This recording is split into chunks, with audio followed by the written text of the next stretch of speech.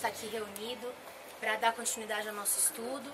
Eu sei que tem muitas coisas que durante essa semana que passou Deus já veio ministrando, a gente tem vivenciado, a gente tem ouvido, a gente tem na verdade sentido o mover de Deus nas nossas vidas. A gente veio de um seminário semana passada que fez muita coisa nas nossas vidas, trabalhou em nós, né? Eu vou estar compartilhando algumas coisas durante a ministração. E o que a gente vem falado? A gente tem falado do quê? De ser obreiros aprovados. A gente está terminando esse estudo, um estudo que tem exigido de nós o quê? Posturas, decisões, né? Tem exigido de nós tomada de posição, né? A questão dos passos, dar os passos em direção ao quê? A cruz de Cristo, em direção ao acontecimento, né? Daquilo que Deus tem para cada um de nós, porque cada um tem um propósito. E Deus tem chamado uma geração para esse último tempo com um propósito. Qual? Estar no centro da vontade de Deus. Eu creio que esse é o maior de todos os propósitos. Quando eu encontro o centro da vontade de Deus, todas as outras coisas vão se encaixando. E ser um obreiro aprovado é uma coisa, é uma das coisas que fazem parte disso, certo? De estar no centro da vontade de Deus. Na semana anterior, a gente estava falando dos estados de reprovação, o caminho do deserto, para que ele serve, o que ele faz com as nossas vidas. E agora a gente ia começar a falar do princípio da fisioterapia. E a gente vai fazer uma analogia. Que fisioterapia? Como assim? A gente sabe que o nosso corpo, quando acontece algum acidente ou a musculatura por causa de alguma situação acaba ficando o quê? Atrofiada. Se não há uma fisioterapia. Se não há o quê? Um exercício. Então eu creio que a caminhada no deserto, literalmente falando, ela é uma caminhada pesada. O que ela vai fazer com a gente? Fortalecer a musculatura das pernas, certo? Então mais do que cansar, porque cansa, há o quê? Um fortalecimento. Então vamos lá. A gente falou aqui então de alguém com uma perna engessada por 3 meses. E naturalmente cada momento deste tempo de engessamento vai inibindo toda a perspectiva de liberdade e mobilização. Vai se acostumando e tomando a forma da situação até que conformamos totalmente com aquele condicionamento imposto pelo gesso. Alguém aqui já quebrou algum membro? Nossa, Eu. Graças a Deus, não. Não? Também? Então, eu tinha 5 anos e eu quebrei meu braço. Quebrei esses dois, eles chamam a fratura de ossos de galinha. Quebrei os 2 ossos do braço. Fiquei engessada um tempão, imagina, 5 anos com gesso. Na época não era aquele gesso assim, era até aqui. Né? Não tinha aquele gesso simples que eles faziam, veio até aqui em cima. Daí fizeram todo o tratamento, engessaram meu braço errado ainda por cima. Lá foi eu tirar o gesso, braço torto. Foi eu fazer o quê? A redução que eles chamam. Quebrar o braço de novo, engessar de novo. Enfim, e foi um processo muito doloroso, que Deus quer evitar nas nossas vidas. Deus quer o quê? Que a gente passe pelo processo necessário, sem precisar passar por situações desnecessárias. Então, quando nós tiramos o gesso, ou essa pessoa que a gente está fazendo analogia, a sensação é muito agradável. Isto reflete o poder de uma libertação. Quem tirou o gesso sabe que dá uma alegria. Você vai poder coçar o braço de novo. Aquele ventinho, gente, não sabia mais o que era isso, né? Agora, na hora de esticar o braço... você quebrou o que, Grazi? Eu quebrei o braço aqui, daí me engessou toda do corpo daqui até aqui. Eu fiquei só com um buraquinho assim. Foi tipo a fratura de clavícula. Tudo assim, não engessou. Aí o cara foi arrancar o gesso, cortou aqui e minha mão tava aqui dentro. O gesso deu peso, meu braço foi de uma vez, eu tinha acabado de tirar. Nossa, foi muito dolorido. Ai, tadinha. Que luta, hein? Pois é, e você, irmão Antônio? Eu quebrei o tornozelo. O tornozelo também teve que engessar? Engessar. Pensa, né? Quebra embaixo, tem que engessar, pensa. Exato. Aquela coceira. E tu foi o que, Lucas? Eu quebrei o pulso e a cana, no mesmo braço. Legal, né? Tô brincando, não é legal nada. Eu quebrei ainda no verão, gente. Praia, vocês não têm ideia. Eu entrando na praia com o braço plastificado. Rapaz, eu pra poder jogava entrar no mar. Dar bicicleta, fazer tudo. Meu Deus. Então, agora, na hora que você tira o gesso, você vai esticar, No meu caso, porque o braço estava imobilizado assim. Ou no teu caso, todo o braço, movimento daqui e movimento daqui. Ou no seu caso, tornozelo, mexeu o tornozelo. É uma dor terrível. Eu não sei, eu senti dor. Porque o médico disse, estica aí. Eu fui esticar. Meu Deus, não vai dar. Então, o que acontece? Essa analogia. O movimento fica o quê? Inibido. Então, é necessário que uma fisioterapia, um processo gradativo de exercícios para recuperar os movimentos e o controle motor. Este processo, além de ser demorado, exige o quê? Disciplina, esforço. Não pode desistir. Mais ou menos é isso que é o processo do deserto na nossa vida. Não é quebrar um osso, mas é disciplina, é não desistir. Certo? Porque dói, porque é cansativo. Da fadiga, peso. Ih, meu Deus, Deus diz, não quero mais isso não vai dar certo, não vou conseguir. Algumas atividades também impede de fazer, igual o Lucas foi de bicicleta, esse trem assim impede de fazer. Eu tava Fica nem doido, é fazer como mesmo. uma tentação, né? Olhar assim, eu não... Mas tu usou aquele gessinho até aqui? Não, Até aqui? até Como é que tu aí. andava de bicicleta? Rapaz, eu com uma mão só no guidão, É, eu agarrar a bola. bonitão. Daí pra O piscina. menino não era nem levado, né? Existe Então aqui aprendemos a paciência de ser um paciente. A disciplina é um dos mais importantes princípios da cruz, o qual infelizmente a maioria dos crentes recusam. Não é de uma hora para outra, não é de qualquer maneira. Paulo ficou 14 anos para começar a exercer o ministério dele. Né? Nós estamos aí, eu e o apóstolo Edinho, há alguns anos, há uns 14 também, sendo exercitados, passando por provas, vencendo algumas, aprendendo com outras, errando, acertando, para chegar um momento onde as coisas vão o quê? Romper. Porque há um tempo determinado para todas as coisas. Então é interessante que mesmo depois que a recuperação física já aconteceu, alguns ainda continuam mancando. Deus precisa de mais tempo, né? Tem uns que é 6 meses, outro é 2 anos, outro é 10, 12, 15. Depende do ferimento. Eu, por exemplo, eu não quebrei o meu tornozelo, mas eu tive uma luxação jogando futebol de salão. Uma menina de bota jogando futebol de salão, ninguém merece, né? Mas tudo bem. Fui chutar a bola exatamente assim, eu fui fazer assim, pisei na bola e... Daí fiz uma luxação terrível. Então, uma coisa eu digo pra vocês, até hoje eu sofro as consequências dessa luxação.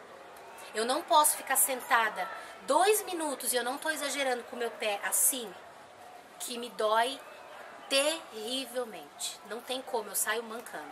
Então tem coisas nas nossas vidas que deixam marcas. A gente conhece a história de Jacó, onde ele ficou marcado. Certo? Então situações... Mas por que nós precisamos ficar marcados? Sinal. Lembrar o que aconteceu. Lembrar de onde o Senhor nos tirou. Lembrar que eu aprendi com aquilo. O que, filha? Recuperação, tudo. Oi? Da Recuperação. Lembrar da recuperação, do processo. Ser grato pela recuperação. O que mais que a gente podia acrescentar? Que faz parte. Oi? Uma luxação é quando os nervos... quando há como se fosse um estiramento dos nervos. Machuca. Eles dão, digamos, uma esticada, entendeu? E incham. Assim, eu tô te dando uma explicação bem superficial, né? Assim, resumidamente é mais ou menos isso. Não quebrou, mas danificou a estrutura muscular e dos nervos. Foi um negócio bem doído, foi muito doído. E nessa época foi que Jesus começou a me pegar com um pouco mais de força, graças a Deus. Assim, agora eu me lembrei disso agora. Realmente, foi nessa época que começou algumas coisas na minha vida. Eu tinha 17 anos. E teve uma vez que eu estava até compartilhando, eu estava numa festa, né, de gesso, que eu não deixava de ir, e tinha uma igreja bem na frente do lugar. E eu saí do lugar e fui para dentro da igreja. Quem me convidou? Sim. O dia se incomodou tanto que... Não, eu não tava nem aí.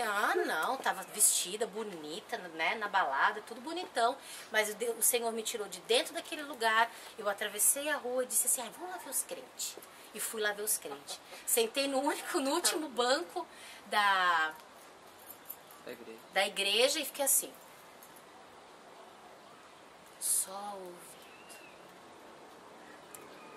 E eu fiquei até o final da pregação. Só fui curtir com os crentes, imagina. Ali Deus já estava fazendo algo. Graças a Deus. Não demorou muito, ele me pegou de jeito. Aleluia. Então, desertos de Deus. Só que eu fiz ali? Eu tive a chance de continuar no caminho, não tive? Mas a teimosa foi pro deserto de novo. Foi adquirir algumas marcas, né? Mas alguns pezinhos, não podia ter ficado no caminho. Não, voltou pro deserto. Então, gente, aqui voltando. A disciplina é um dos mais importantes princípios da cruz, o qual infelizmente a maioria dos crentes recusam. A disciplina, a ordem, a obediência, a submissão. E entender que as lutas que nós temos, que muitas, o diabo, não é o diabo, é Deus trabalhando no nosso caráter, trabalhando na nossa estrutura emocional, trabalhando no nosso espírito. Lembra aquela pregação do copo d'ouro? Para que o Espírito de Deus que habita no teu espírito, no meu espírito, possa transbordar e alcançar todos os recônditos da minha alma. E trazer o quê? Cura, libertação, certo? É interessante que mesmo depois que a recuperação física já aconteceu, alguns continuam mancando. Estão com o gesso na mente ou ainda com a dura lembrança do trauma sofrido na fratura.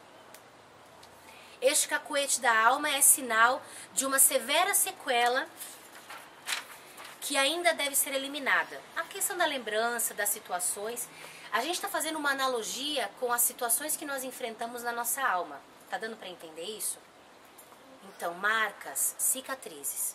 É necessário... Oi? É tipo a mentalidade escrava ainda, né? Igual aquela. Isso, bem lembrado, né? Egito, deserto.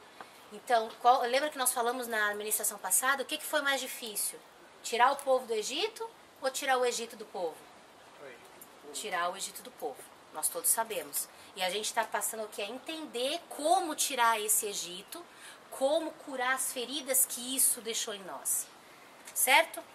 É necessário superar a situação estando novamente disposto a correr riscos e se expor, diante dos novos desafios da vida. A tendência de um osso quebrado é se tornar ainda mais forte devido à calcificação. O que Deus fala? Que onde abundou o pecado, superabundou a graça de Deus. Então, levando para analogia, um osso calcificado vai ficar mais forte, certo? Então, olha só, começando a falar da restauração da alma. Quando pensamos em termos de uma personalidade que ficou engessada em traumas, abusos, injustiças e comportamentos ou mentalidades pecaminosas, o processo pode ser ainda mais estreito de superar. Uma mente cativa a essas circunstâncias. Mas Jesus já me libertou? Sim, mas nós ainda estamos às vezes acostumados a ter um ritmo. E o ritmo foi criado naquela situação. É aqui que muitos que sofreram libertações tremendas na vida começam a fracassar, fracassar e fracassar. Eles até perecem no deserto. A gente vê uma quantidade gigante de pessoas entrando para o Evangelho e quando chega na hora da prova, no sentido de Deus estar o quê? Preparando, fortalecendo, as pessoas, em vez de continuar, começam a dar passos para trás e acabam perecendo. Gente, Deus tem uma promessa para cada um de nós. E essa promessa ela vai se cumprir em nome de Jesus, amém? Eu quero, até quinta-feira eu fui ministrar numa igreja, me chamaram de última hora, eu cheguei lá e disse, meu Deus, não trouxe nenhuma palavra, e agora? Né? Senhor, tem misericórdia de mim. Daí abri, Deus ministrou o Salmo 119, 105, 106, que é lâmpada para os meus pés, é o teu caminho e luz e tal. E daí, o Senhor... Pera, dá uma pausa ali por causa da... Daí eu falo de novo. Então, daí fui convidada para ir nesse ministério e não tinha uma palavra, mas Deus estava falando comigo algumas coisas durante o dia. Eu estava com a Radassa e conversando com uma senhora sobre educação de filhos e sobre as trevas, se a luz que é em vós for trevas, quão densas trevas o são. E isso é uma coisa que Deus está chamando. Quando Deus chega, gente, a luz do Senhor, que é isso que a gente está buscando. É o Senhor iluminar as nossas trevas. Porque quando essas coisas começam a vir à tona, nós somos confrontados, não somos? Não é terrível você ter que admitir que de repente você é aquela coisa que você mais detesta em alguém? Pense, é você. É o grande espelho, refletindo assim, meu Deus. É terrível, é terrível. Tinha um moço que eu estava ministrando que ele era muito crítico, já faz algum tempo. E assim, ó, e tinha algumas coisas que ele não gostava no meu esposo, e aquilo que ele não gostava era igual, ele era igual. Mas não era nada grave, mas para ele era grave, para ele era o fim. E a esposa dele dizia assim, você é igual. Ele dizia, sangue de Jesus tem poder. E a gente dizia, mas não é ruim, é uma cara... Não, é uma cara... E o menino terrível. E ele não recebeu o tratamento de Deus, porque ele era só crítico. Ele só apontava, ele só criticava. E ele não recebia... Né? Não tem a questão que a gente fala que a gente aponta o dedo, mas tem outros 3 dedos aqui apontando para nós. Ele não olhava para ele. Por que Jesus deixou escrito que é para tirar o arguelho do olho para depois olhar para o graveto que está no olho do irmão?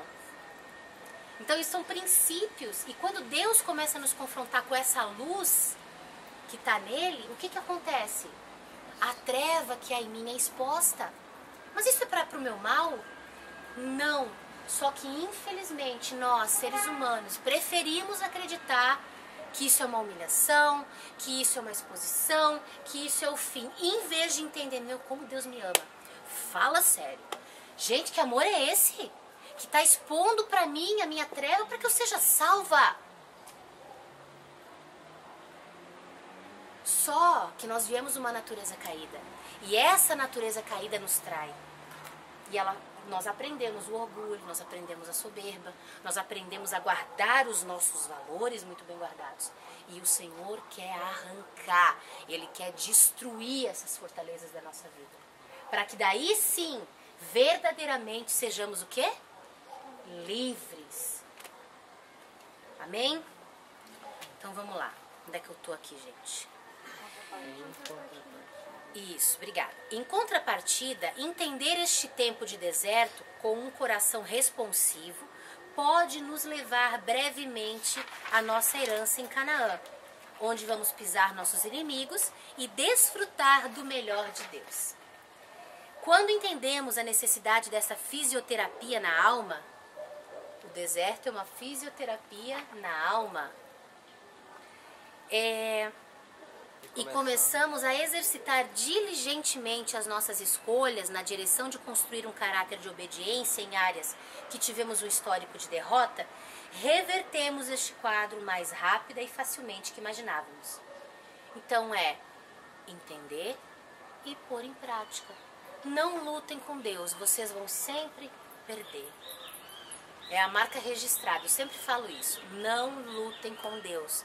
Vai doer e a gente ainda vai sair perdendo. E vai demorar para herdar Canaã, gente. Não luta.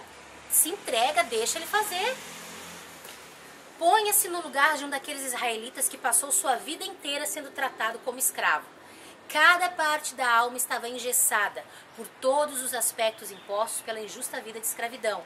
Eram humilhados, sobrecarregados, abusados, forçados e tudo isto sem nenhum tipo de incentivo ou recompensa. Eram o quê? Escravos. Não faziam mais que a obrigação. O grito de rebelião era sempre sufocado pelo chicote dos exatores e por impiedosas e rígidas punições. Nessa plataforma de rejeição está a raiz da rebelião, que manifesta-se através de uma insatisfação calada e falada. Como assim? Calada e falada. É uma insatisfação onde você cala a voz, mas por dentro você fala. E quando isso explode, explode em quê? Em rebeldia. Por isso que hoje a relação que nós temos que ter uns com os outros é uma relação de transparência. Eu não posso usar a transparência para bater no meu próximo. Ah não, mas tem que ser transparente também. Que tem gente que aproveita, que aprende e diz, então agora me aguarde, vai ouvir tudo que eu tenho para aqui, né? Não é isso, amém? Mas é importante a transparência. Tem algo que eu preciso conversar com o Rauri. E o Rauri comigo. Então ele vai orar e eu vou orar. E num momento oportuno nós vamos conversar. Ele vai dizer, pastora, aconteceram algumas coisas. Ele vai falar comigo respeitosamente, honrosamente. E eu vou falar com ele da mesma maneira. Talvez na hora que ele me fale, eu não receba muito bem. Talvez. Porque ninguém gosta de ser chamado a atenção, né? Fala sério. Mas aquele líder que é sábio e que entende o princípio da transformação, o princípio que você tem que sempre estar aprendendo e conduzindo as coisas com sabedoria, vai ouvir, vai orar e depois a gente vai resolver. Se eu fiz algo para ele que feriu ele tem que chegar em mim, pastora, não gostei. Sabe, foi chato, foi uma situação, a gente vai se acertar. Agora, e se ele guarda isso no coração? E o diabo captou que ele guardou. Daí o que o diabo vai fazer? Vai trabalhar em cima disso e vai transformar isso numa bola de neve. Vai chegar uma hora que ele vai dizer, quer crescer, saber? Né?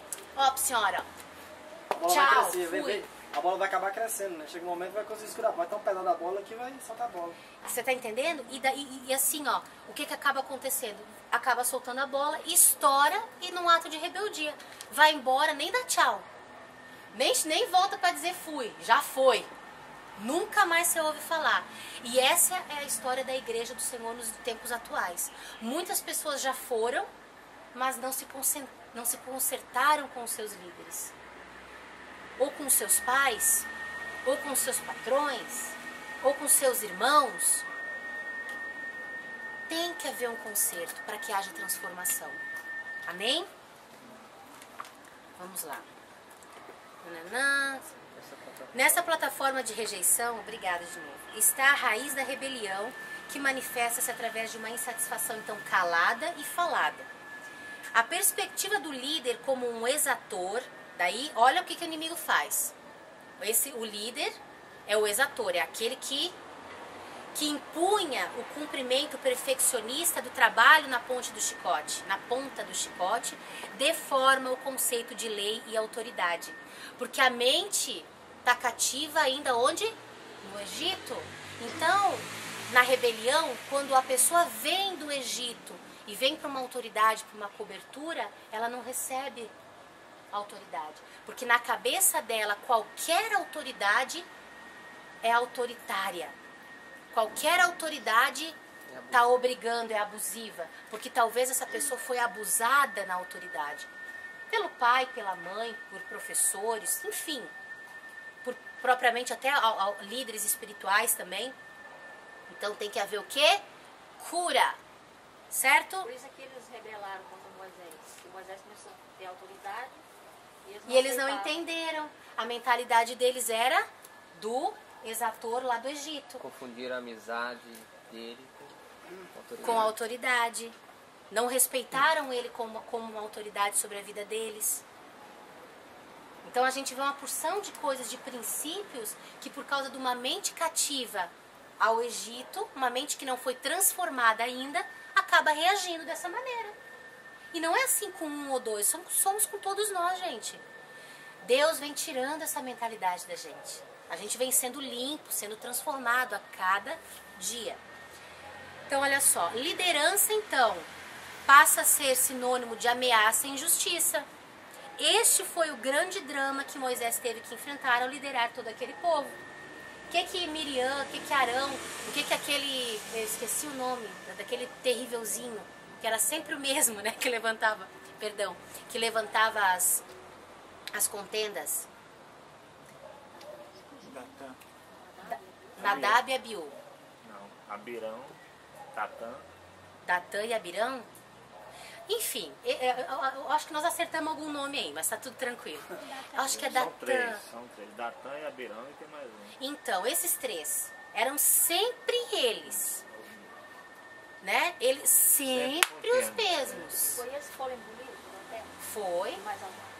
E não, foi uma população grande ali, né? O total foi 14.700 pessoas. Olha só a quantidade. Mas na totalidade ainda foi pouco, né? O povo que saiu Incluiu toda a família, os filhos, né? Praticamente. Foi todos forte. aqueles que estavam apoiando eles. Então, o que eles sempre questionavam Moisés? Se tu achas, então, agora, né? Já vinham assim, eu acho. Que você é o Todo-Poderoso? Que Deus, então, só fala com você? Por quê? Porque eles estavam com aquela mentalidade presa. De que a autoridade é abusiva. É o chicote. E Moisés não era assim, gente. Moisés era autoridade, sim. Mas ele não era abusivo. Humilde, né? Meu Deus. Homem reto, humilde. Servo. Servo. Então, a gente vê que eles viviam amargurando. Estavam se amargurando, amargurava o resto do povo, né? Que uma maçã, quando tá podre, ela contamina todo o restante. Não adianta, por mais que a gente não queira, é uma palavrinha aqui, uma palavrinha ali, uma palavrinha lá. Quando você vê, você já está acreditando nessas coisas. Então, a amargura e murmuração jorram da visão deformada do princípio de autoridade. A amargura e o que mais? Murmuração. Porque fulano, porque ciclano, porque beltrano, tal. Então, tem que realmente ter cuidado. É importante mencionar que os mesmos 40 anos que Deus precisou para transformar Moisés no deserto, no seminário do pastor Jetro, lembram?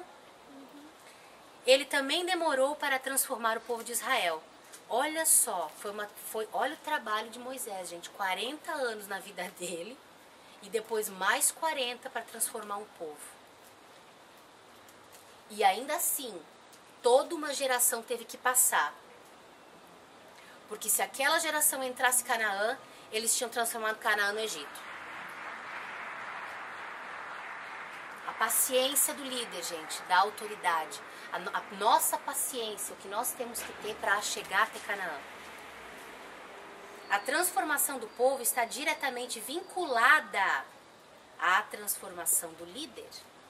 Por isso que nós, como autoridades, e aquilo que Deus tem exigido de nós, exige o quê? Uma entrega maior, uma morte para o nosso eu maior, certo? O maior desafio, então, não foi tirar o povo da escravidão do Egito, mas tirar o Egito e a escravidão do povo. Deus precisou de 10 milagres para tirar o povo de Israel do Egito e de 20 milagres no deserto. O dobro para tirar o Egito de dentro do povo de Israel. O dobro de milagres. 10 para tirar o povo do Egito e 20 para tirar o Egito de dentro do povo. Então, tirar o Egito é realmente muito mais difícil. É interessante, pô, agora eu tava falando. Pô, sempre queria comer, ai Deus, mas aqui só tem maná, aqui é tomate, aqui é pepino, cebola, tipo assim, né? Só tem isso Só pra tem comer? isso? Cadê? Não tem carne? Ah, aqui é carne, a carne quer comer peixe. Então tá bom então, comer peixe então. Uma semana comendo peixe agora. Peixe caindo, eles comendo peixe, eu queria carne agora. Lá vem as codornizes. Nunca tava bom. Sempre tem alguém para reclamar e para tentar contaminar. Sempre vai ter no nosso meio, gente. Sempre. Lembra que o joio e o trigo caminham juntos. Eles são iguaizinhos. Você só descobre o que é joio e o que é trigo. Lembra, nós já estudamos sobre isso na hora da colheita. Então vamos lá. Continuavam servindo a Deus com a mentalidade que serviam a Faraó.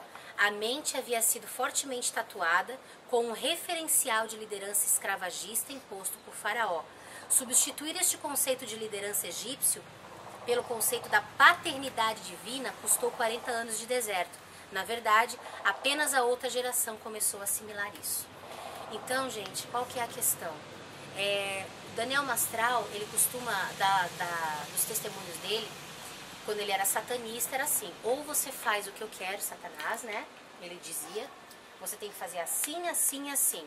Se não fosse assim, assim e assim, eles apanhavam, eles eram castigados, uns eram até mortos, ou não funcionava o projeto. Daí você vem para Deus, e Deus diz assim: você tem que fazer assim, assim, assim. Mas o Senhor não te obriga, você não é punido, você não é castigado. É a paternidade, onde você tem que fazer de livre e espontânea vontade. Certo? As consequências vêm, mas vêm pelo seu fruto. Então a gente vê que é como se assim, se você for obrigado, né? Se você for obrigado, você faz. Quando você não é obrigado mais, você relaxa. Amém? Então a gente falou que quem está caminhando no deserto, certo? No exercício, na fisioterapia. Agora, andando em círculos no deserto. Aí tá um perigo. Aí se perdeu no deserto. Daí já tá complicado. Vamos lá. A mortal reprovação crônica. Então, andar em círculos a gente pode comparar a uma reprovação, a um estado de reprovação crônica, certo? Quando Deus tirou o povo do cativeiro do Egito e da rotina da escravidão, o caminho a ser tomado foi o deserto. Muitas provas e milagres aconteceram, ao mesmo tempo em que Deus mostrava sua disciplina através de provas, ele também revelava sua graça através de milagres jamais vistos. Porém, apesar de todo o cuidado de Deus com o povo, por diversas vezes eles foram desaprovados e reprovados. Você pode conferir isso estudando o livro de Números. Mesmo assim, prosseguiram em direção à Terra Prometida.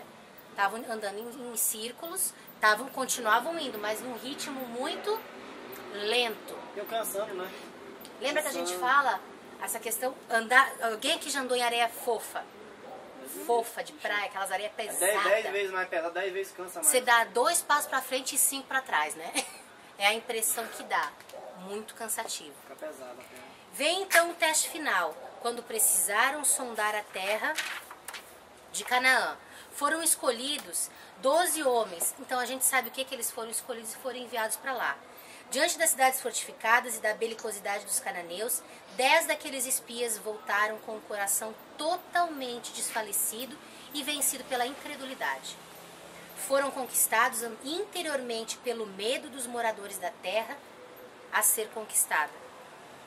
Então, no momento que eles foram passar pela prova mais importante das suas vidas, a incredulidade se instalou.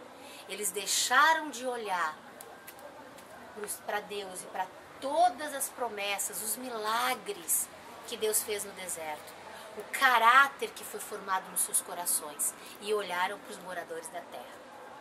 Cris, dentro disso aí me veio uma analogia aqui agora. Fale. Ela fala assim, eles conquistar interiormente pelo medo dos moradores. Tipo assim, eu quero conquistar uma terra, né? De alegria, de paz, de libertação. Mas aí tem os moradores lá, dentro da gente. Isso! Quais são os moradores que habitam muitas vezes nessa terra? Dá um exemplo. Nossa, fica à vontade. Tipo assim, tem medo de não conseguir, de não dar conta, entendeu? Tipo assim. O morador mais forte atualmente é o medo. Então, vem o medo. Medo prende a gente. Prende, né? Nos amarra. Então, é interessante essa analogia. Então, esse morador da terra, esse medo, faz com que você fique o quê? Incrédulo.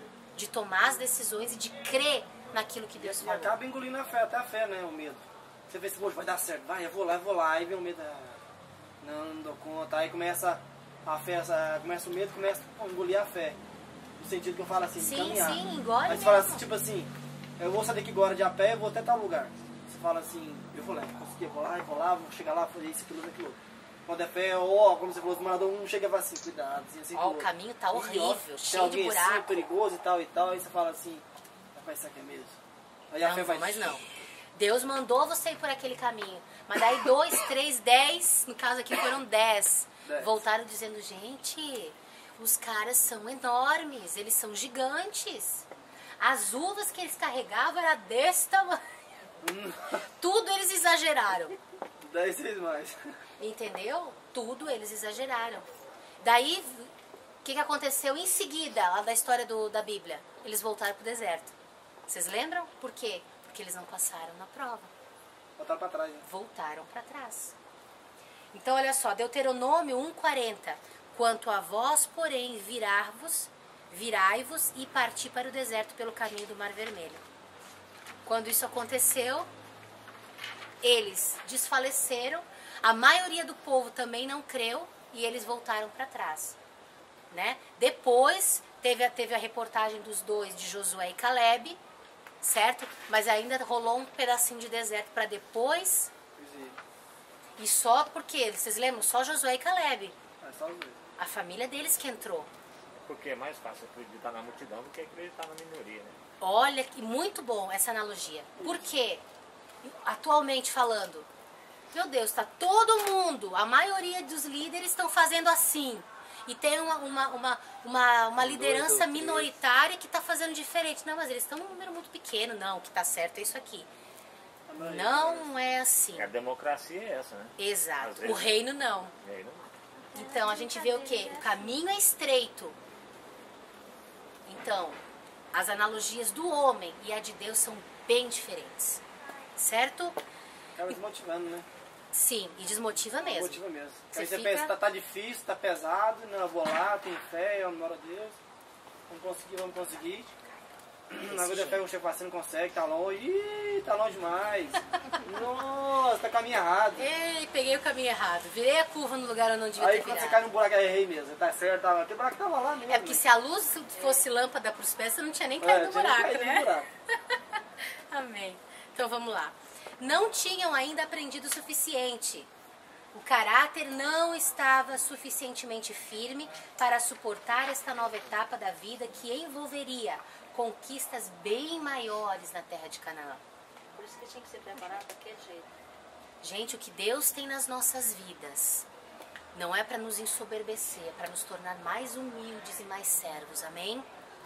Mas o que Deus tem nas nossas vidas e na vida de muitos por aí são grandes coisas.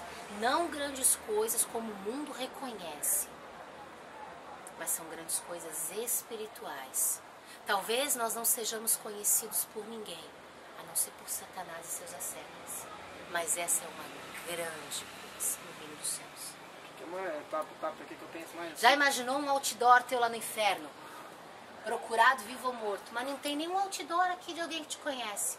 Mas lá no inferno tu é conhecido. Pode ser uma minoria Porque aqui, tu mas é lá- santo, tu tem uma vida de santidade, tu teme a Deus. É um homem, uma mulher segundo o coração de Deus, que continua errando, mas que não desiste de dar o seu melhor para o Senhor. E de estar no centro da vontade dEle e querer cumprir os propósitos dEle. Olha, é melhor ter um outdoor lá no inferno do que ser conhecido pela humanidade e não estar no centro da vontade de Deus.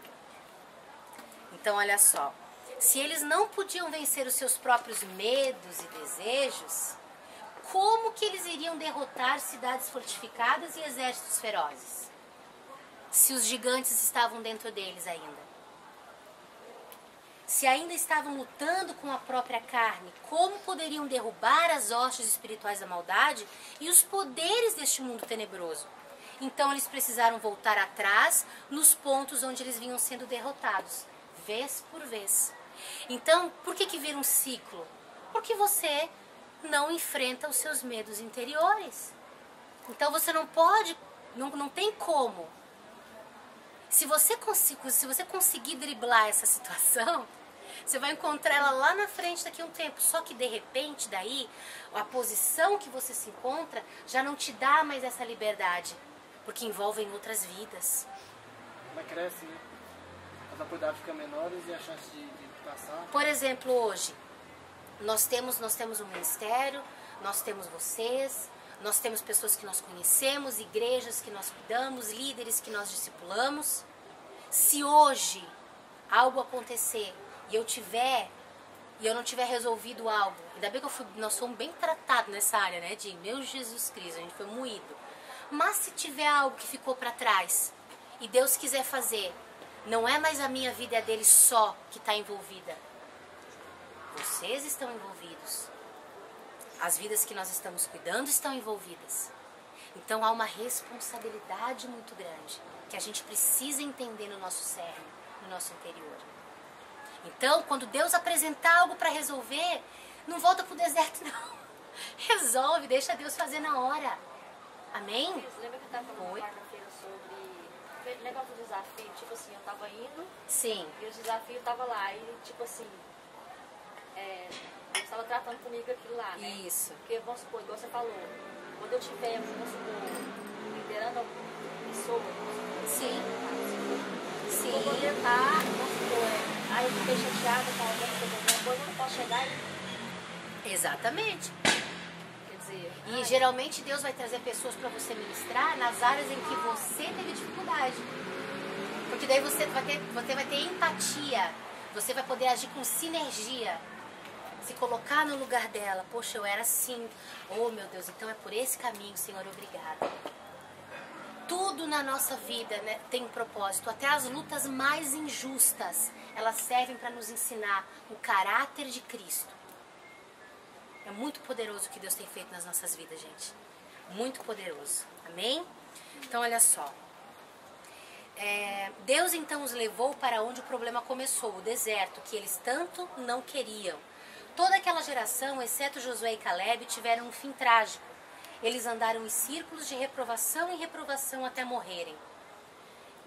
Esta é a contundente lei do deserto. Ou você sai aprovado, ou você morre no deserto.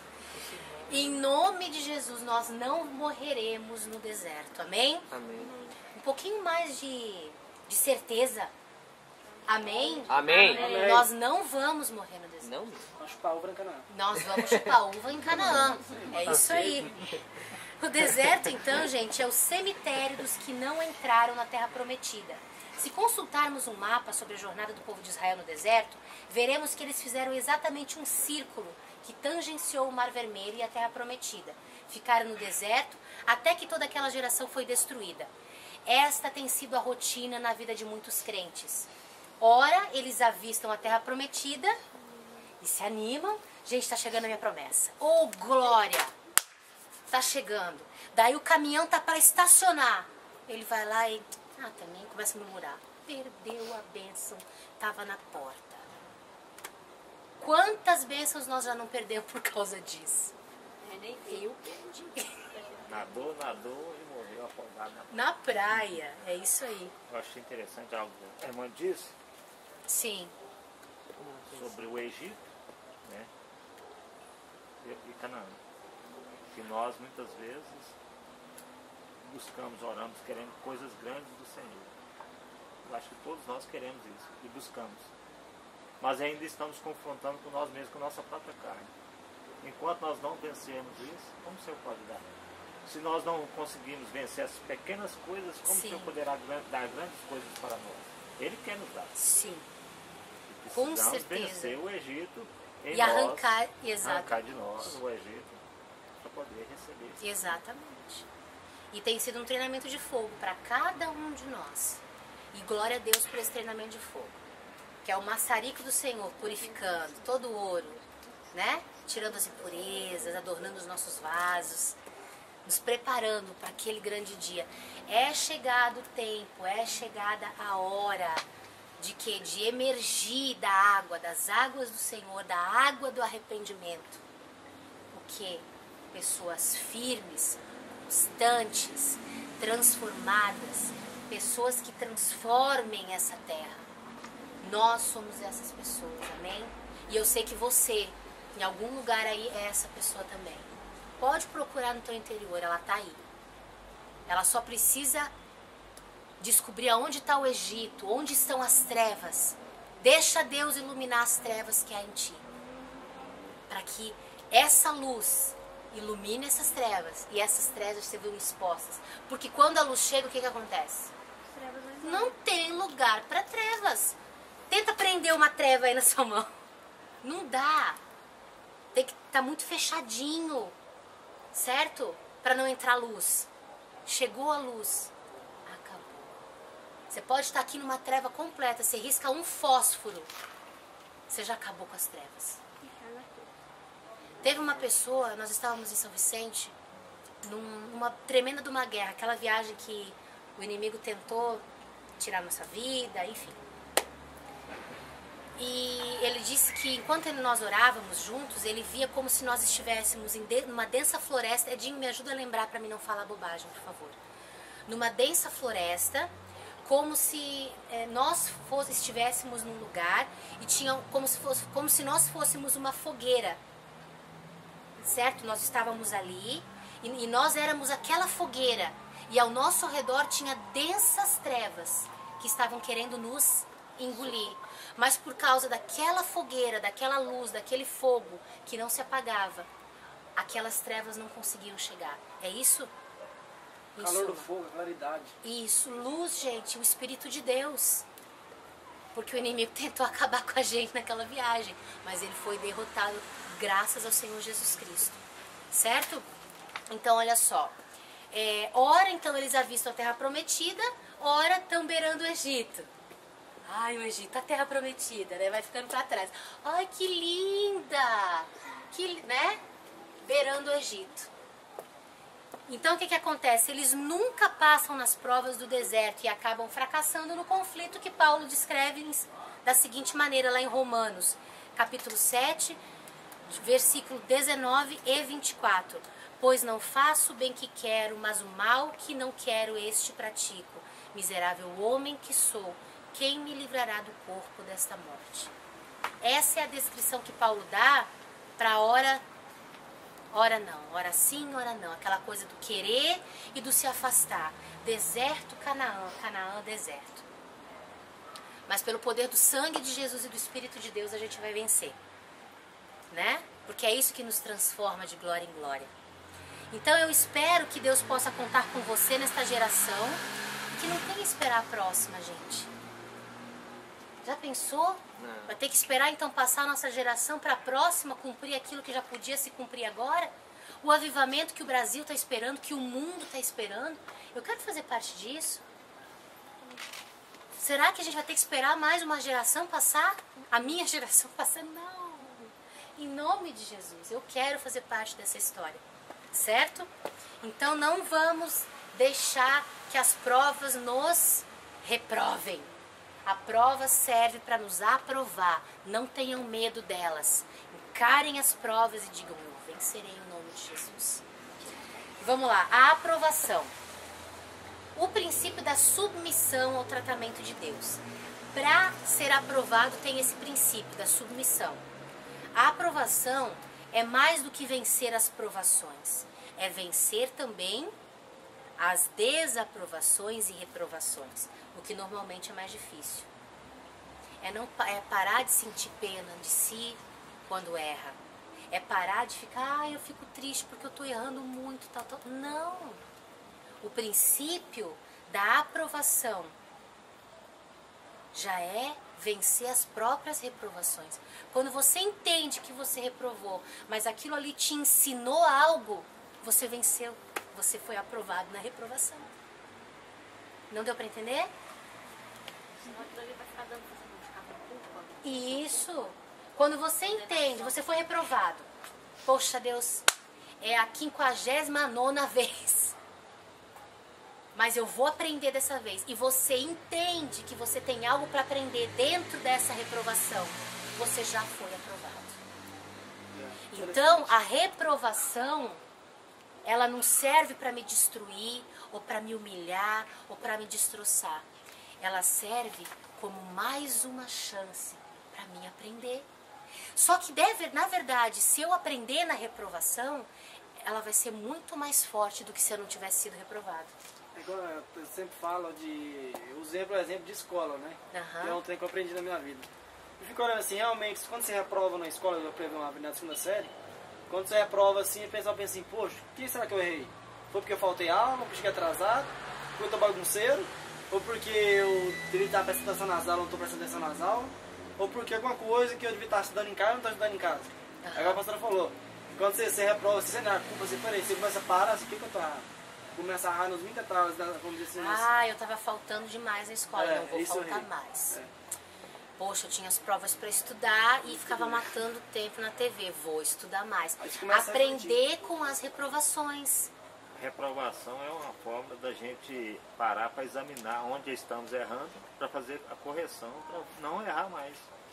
Pior que é tão interessante que depois que eu analisei isso, as minhas notas dobraram, sabe? Sim. Eu pensava que eu nunca tirava 9, nem 8. Nossa, rapaz, você tá dando mal, hein? 10, 9, você aprendeu em meio à reprovação. Já gosta 5, 4, 3.5, só trem ruim, sabe? Aí vai dando mais do dobro. Glória. Quando eu estudava, né, eu ficava muito indignada quando eu errava alguma questão na prova, sabe? Eu acertava a prova inteirinha e errava uma. Eu ficava indignada. Aí eu chegava em casa brava, eu errei, pai, eu sabia, eu errei. Aí ele falava assim pra mim, minha filha, sempre as questões que você errar na prova é as que você vai sempre se lembrar, é que você mais vai aprender. Porque eu ficava tão indignada de ter não acertado que eu ia lá e lia. Eu nunca mais esqueci a pergunta que eu errei. Desse jeito. Então eu sempre lembrava, tipo, preocupada naquilo. Agora, se eu ficar também que eu errei, porque eu errei, e porque eu errei, porque eu sou uma coisa também, que prova, o que você vai aprender com isso? Você vai aprender a voltar a ser escravo do capeta. É autocomiseração, é autopiedade. Não, chuta aí o capeta, manda ele pro espaço em nome de Jesus. Não esqueçam, em nome de Jesus. Né? Não vão brincar com as coisas. Mas é isso aí. E a autopiedade hoje está comendo solta. Deus está querendo contar com a gente está, ai, coitadinho de mim. Não, coitadinho nada, coitadinho do diabo, que está condenado, já acabou, não tem jeito para ele. Ele sim. Eu não, eu sou herdeira, eu sou filha. Meu Deus, mas a senhora errou. Errei, fazer o quê? Vou aprender com o meu erro e go on, vamos embora. Há um ditado que diz assim, que inteligente ele aprende com seus erros. Mas o sábio... Aprende com erros dos inteligentes. Ai, gosto desse ditado. O inteligente aprende com seus erros e o sábio aprende com os erros do inteligente. Observa pra não... Exato, observar. Muito interessante. Isso até é um provérbio, né? Está lá em Provérbios. Não com essas palavras, mas está lá em Provérbios. Então, olha só. Aqui, ó. Precisamos então terminar bem, cumprir o tempo de Deus, deixando com que a correção divina cumpra em nós todos os seus desígnios. A correção divina cumpra os desígnios. A dinâmica da vontade de Deus requer a motivação certa, o lugar certo, o tempo certo, através dos princípios certos e debaixo da liderança certa. Resumindo, sob muitos detalhes e circunstâncias, é necessário tomar uma decisão afinada com o coração de Deus. Decisões, posições, ações afinadas com o quê? Com a voz de Deus, com o coração de Deus. Como que você sabe como discernir a voz de Deus, o que Deus quer, ou sendo a vontade dele? O que nós mais trabalhamos no nosso meio? Princípios, fundamentos e caráter cristão. Claro que tem um monte de coisas, mas o que vai no tempo ruim, na hora da tempestade, fazer com que eu não caia, com que eu não esmoreça? Eu posso até me balançar, mas eu não vou perecer. Fundamento na rocha. Quem que é a rocha? Jesus. São princípios e fundamentos divinos. Então isso, sempre que eu estiver no meio de uma situação confrontante, conflitante ou difícil, o que vai ser o meu socorro? Princípios e fundamentos. Que estão onde? Senhor, cadê minha Bíblia? Não, elas estão em você. Vivas. Já não preciso mais ler, que está ali. Claro, não estou dizendo para ninguém não ler mais a Bíblia, em nome de Jesus. Não é isso. Mas você não precisa mais ler para lembrar. Você vive diariamente esses princípios na sua vida. O Espírito, né? Ele dá vida, dá palavra. Então, na hora da situação, você já vai buscar dentro de ti, porque a marca de Cristo está em você. Você já é a carta escrita de Cristo. Tá entendendo? Então, o medo... Não, mas o verdadeiro amor lança fora todo medo. E você respira o amor de Deus e o medo vai embora. É tão interessante, assim, na verdade, o medo, como é que é? A falta de fé e a leitura, o medo ocupa. Então, por exemplo, quando você lê mais, busca mais, você não fica dependendo daquilo para dar a resposta. O próprio Espírito vem em você, a palavra de Deus fala assim, talvez. Porque você exercita diariamente princípios e fundamentos. Traz sabedoria para você resolver qualquer dificuldade. Às vezes, o princípio e fundamento que você está exercitando não é o mesmo que você vai exercitar naquele dia. Mas como você está vivendo, você respira Jesus, você come Jesus, você está no meio, no seu trabalho, na escola, e você está vivendo princípios, vivendo fundamentos. Ai, mas daqui a pouco escorrega, mas Deus... Glória a Deus, Senhor, Tu és o meu Senhor, o meu Mestre. O Senhor me renova, as Tuas misericórdias se renovam a cada manhã e você continua andando. Quando chegar a situação chave, o ponto culminante, você vai estar tão cheio de princípios, de fundamentos, de vida, porque aquilo vai fluir naturalmente. Eu lembro que você falar de Paulo, né? Do leite lá. Isso é Gente, exato. para. É porque a gente fica tão limitado. Eu vou ler 2 versículos. Come logo, vive amanhã como fosse hoje. Pega, come. Na hora que você sentir fome, você tá nutrido, tá com alimento e ó, forte. Exatamente. Pra saber decidir. São as reservas, né? A gente vai estar tratando sobre essas coisas no próximo estudo, que já está quase pronto, gente. Vai ser uma quando você benção. declara, igual a palavra, né? O verdadeiro amor, quando vem medo, você só, tipo, às vezes você não vai ter como só falar aqui dentro, você tem que falar. Você tem que Aí declarar. quando você declarar aquilo, o medo afasta. Porque Sim. a palavra tem poder. Sim, gente. O que olha só, lembra que a gente aprendeu nas raízes hebraicas? O pri? Vai. O pri, fruto. A boca fala do que o coração tá cheio. Pri é o quê? Cabeça. Cabeça. E o que a mão e o que a boca diz. Mas o cabeça é Jesus. Certo? Então o meu coração e a minha mão vão viver, vão falar e vão dizer Jesus. Quando eu declaro a palavra, eu declaro vida. Tá entendendo? E acontece. É o verbo vivo. Quando eu creio, certo? Então, gente, eu sei de uma coisa. Jesus está voltando. As coisas estão se cumprindo. Verdade, glória a Deus.